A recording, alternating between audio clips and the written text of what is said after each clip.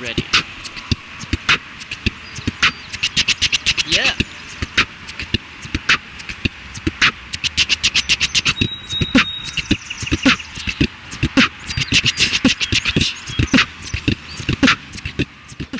Okay, so Sounds of Nature. So this song kind of has a trippy story to it. I wrote it at a writing workshop with Dina Metzger, who is a Jewish writer that my dad's friends with, actually. And yeah, we attended one of her writing workshops, and there was a period kind of within the workshop where she had people go outside and kind of sit there in the surrounding nature and stuff and write what we were observing in the moment, and just kind of just like write what was around us and stuff like that. So I sat there listening to the sounds around me, and I wrote what I saw, and I wrote what I heard. So I wrote, you know, I was sitting there and I heard the chirping of the birds, I heard the sounds of the wind around me, I heard distant highways, and I kind of created a piece around that. So the entire like lyrical content of the song is what I wrote at that time. So that's kind of what the song was born out of, was this writing exercise. And yeah, I kind of had it for a while, then I decided to make it a song. But yeah, that's where it came from. It's going to blast, expand, seek to find myself. We forget that nature exists. We don't. So what the song's about, See Above, it's just about basically my experience with nature. Like I said, I wrote it kind of just sitting in a spot where I was really surrounded by the surrounding nature. So the song is kind of, it kind of ended up being about just my relationship to nature and how I've always had a really deep, powerful connection and relationship to nature since I was really young.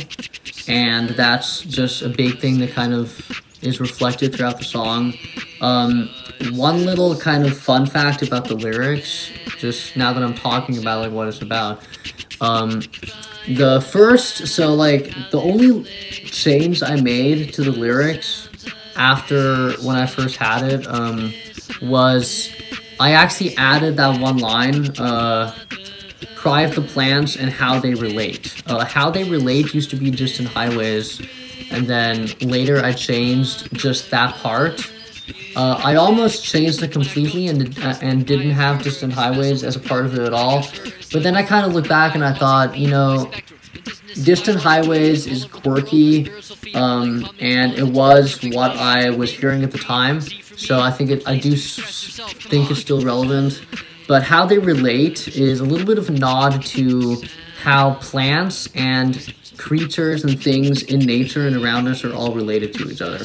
There's this indigenous concept of shikayu, which basically means with all things I'm related. And that just literally talks about how everything is your ancestor, everything is your relation, and you're actually literally related to everything, which is a concept that in the Western world is not as understood by a lot of people, and it's not as prominent by a lot of people. But that really is what shikayu means, and that's what this part of the lyric is referring to, and how they relate, just meaning how they kind of relate to everything. So yeah, so it's really just about my relationship to nature, and how nature has just always been a huge part of my life, and it's always been something that's just really personal to me. And it just kind of talks about my love for nature and the meaning it has to me. So that's what the song's about. These are the sounds of nature. So the mix, a little fun fact about it, I had a really fun idea of making it sound like I recorded the song outside, even though I didn't. If you listen to the song, and I've already had a couple people react this way, it sounds like I recorded it outside. It sounds like it's kind of a field recording type thing, which it really wasn't. I recorded the whole thing right here on my desk in my upstairs apartment in La Selva Beach, California, where I live and where I am right now, recording this video. I recorded right here. It's where I record all my rap songs for the most part, or at least so far at time of recording, all kind of on my desk here.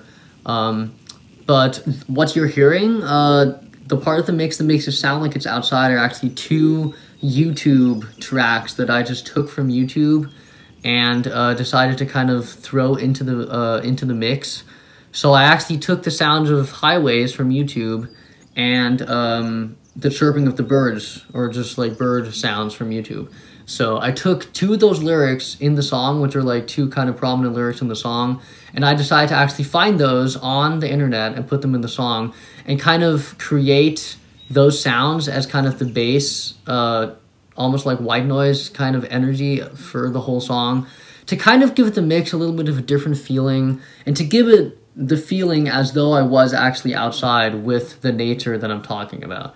I think it's kind of a cool little way of, at least what I'm trying to do there is kind of create a little bit of a nod to the actual feeling that nature has when you're in it, because the song is all about nature and about my relationship to it. So I think putting the sounds of nature in the actual song just felt inevitable, because it's about the sounds of nature. The name of the song is The Sounds of Nature, and I kind of want people, when they're listening to the song, since I have those sounds there as kind of the white noise and stuff, I kind of want people to try to kind of lean into that feeling that they get when they're in nature and when they're actually outside with the birds and everything, and with highway sounds or with the wind.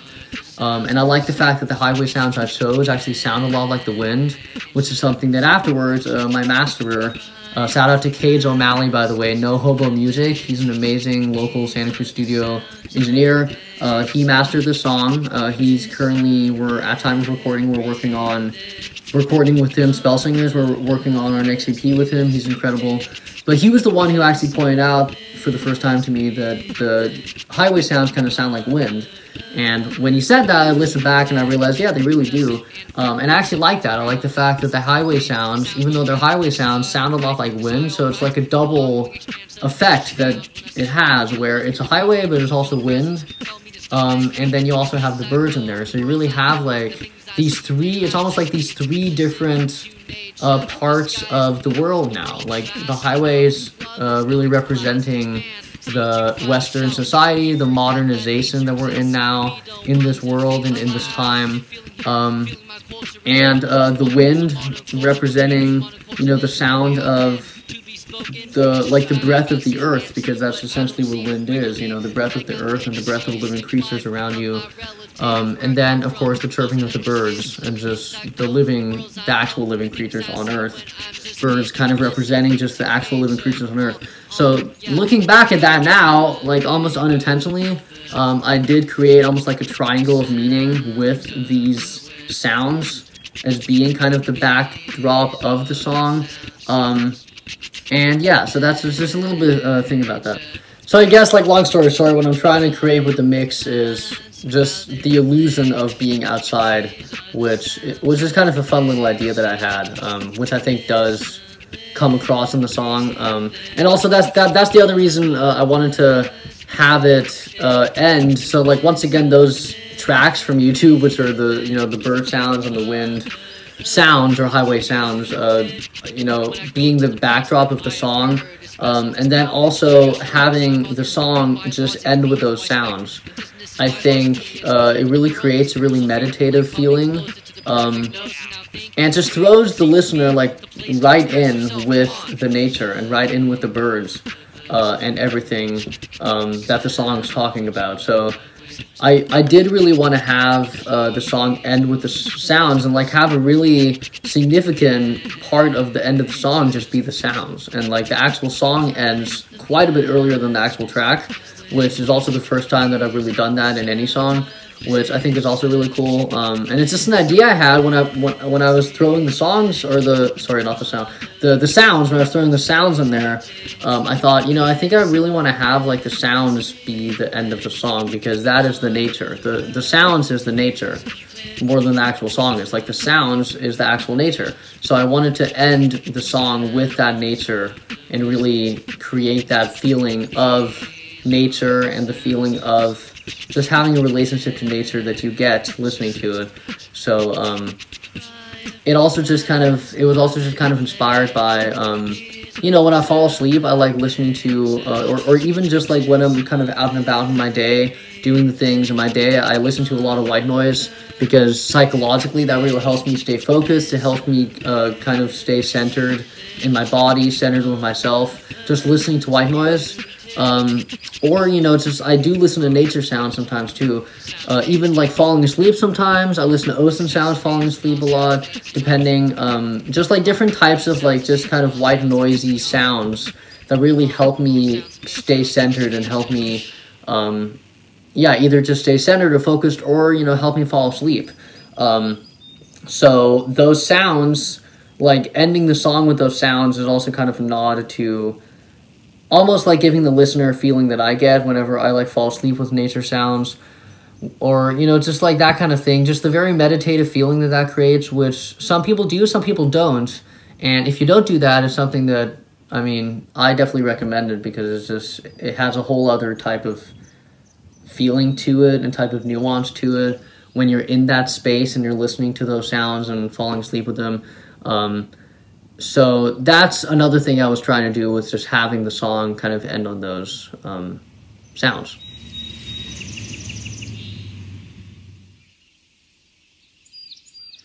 So yeah, overall, I really hope you enjoyed the song. I'm really proud of it once again.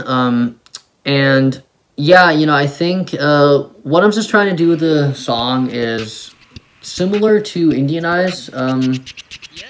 It does have that very indigenous nod that Indianize has, being a very indigenous song. It came from an indigenous place. It was a writing workshop kind of oriented around Dina Metzger herself. Has done a lot of things with indigenous people. She's a friend of my dad's, who of course is a indigenous person, advocate for indigenous rights. So there's a lot of indigenous value systems within what she does and what the writing workshop was representing, and therefore what the song represents.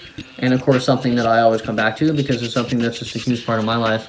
So similar to Indianize, what I'm trying to do with the song is just kind of give another nod to Native culture and Native ways of thinking and Native relationships.